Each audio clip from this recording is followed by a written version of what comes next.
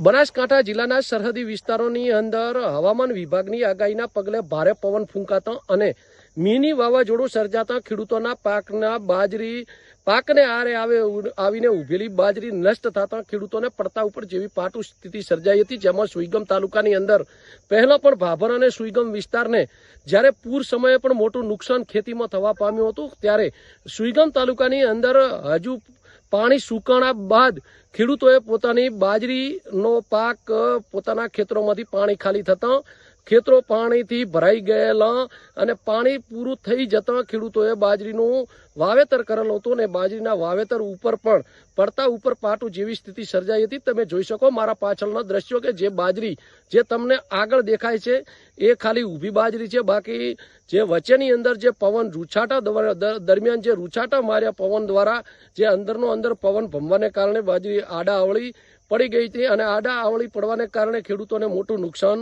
થયું છે। જોકે આ ફક્ત ને ફક્ત ગ્લોબલ પરિસ્થિતિના કારણે દિન પ્રતિદિન વધતા જતા તાપમાન અને આવી કુદરતી હોનારતો ફક્ત ને ફક્ત ગ્લોબલ પરિસ્થિતિના કારણે થાય છે।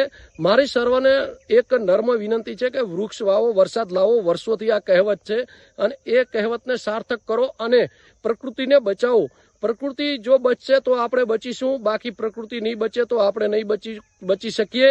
માટે દિન પ્રતિદિન તમે જોઈ શકો કે 44-45 તાપમાન આપણા વિસ્તારની અંદર આટલું તાપમાન છે, તો તાપમાન ઘટાડવા માટે શું કરવું જોઈએ? એના માટે વૃક્ષો જ વાવવા પડે અને વૃક્ષોનું વાવેતર કરી અને આવી હોનારતથી બચવા માટે હંમેશા તૈયારી રાખો। બનાસની અસ્મિતા સાથે બાબુભાઈ ચૌધરી, ભાભર સુઈગામ, વાવ થરાદ।